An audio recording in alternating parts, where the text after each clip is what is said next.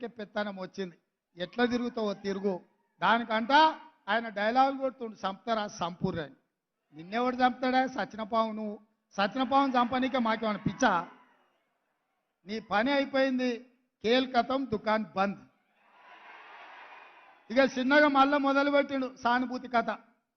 ఆయల్ల మంచంలో వండుకున్నా, సావు నోట్ల తలకాయ పెట్టినా తెలంగాణ సాధించిన అని చెప్తే పిల్లలు చూడలేదు కాబట్టి నిజమేనేమో సారు ఏమైనా సావుకు దగ్గర పోయొచ్చిండేమో అనుకున్నారు. ఇవాళ నువ్వు ఆడే డ్రామాలు అన్నీ చూసిరు.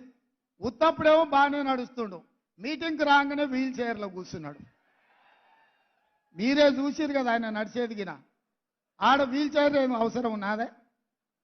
ఇక గిట్లున్నది ఆయన కథ.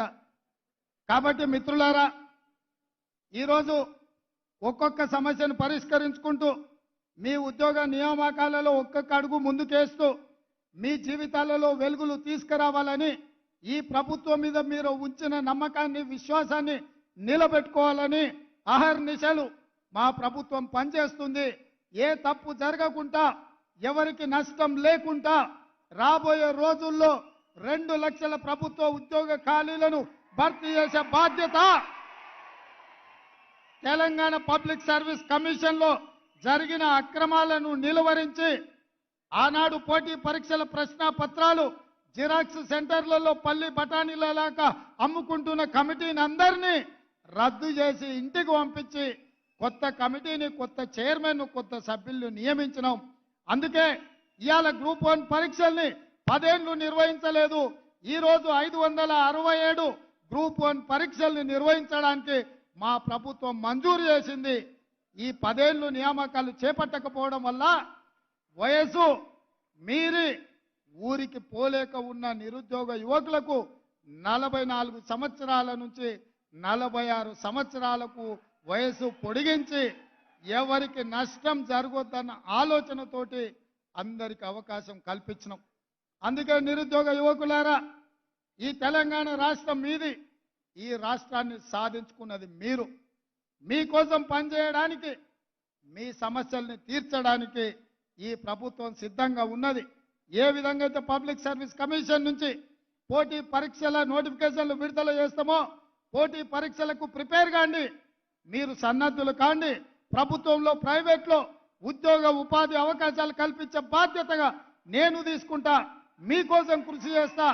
రాబోయే 10 సంవత్సరాలు నిరంతరం రోజుకు 24 గంటలు 10 ఏళ్లు మీకోసం కొట్లాడతా, 10 ఏళ్లు మీకోసం చేస్తా.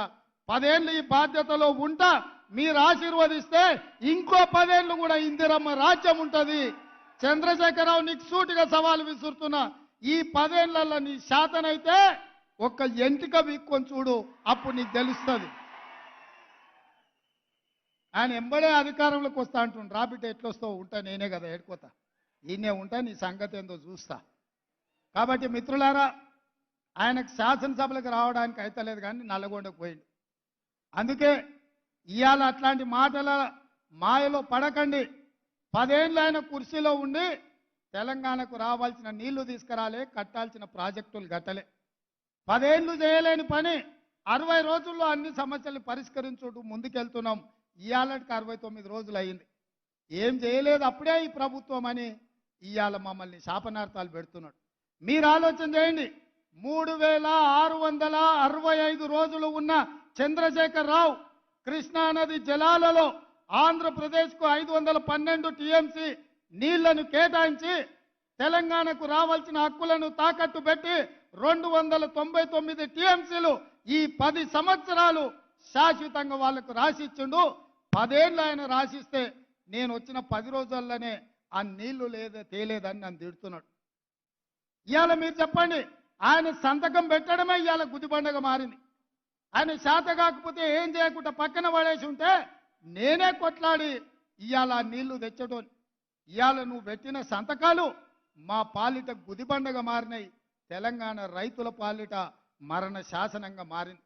ఇవాళ నువ్వున్నప్పుడే కదా నవంబర్ 30 తారీఖు నాడు తెలంగాణలో ఎన్నికలు ఉంటే గ్రామాలలో యువకులు ఎన్నికల నిర్వహణలో ప్రజారాజ్యాన్ని, ప్రజాప్రభుత్వాన్ని ఎన్నుకోవాలని అందరు ఆ కార్యక్రమాలలో బిజీగా ఉంటే మీ చీకటి మిత్రుడు జగన్మోహన్ రెడ్డి గారు వందలాది మంది పోలీసులను నాగార్జున సాగర్ మీదకి పంపించిండు.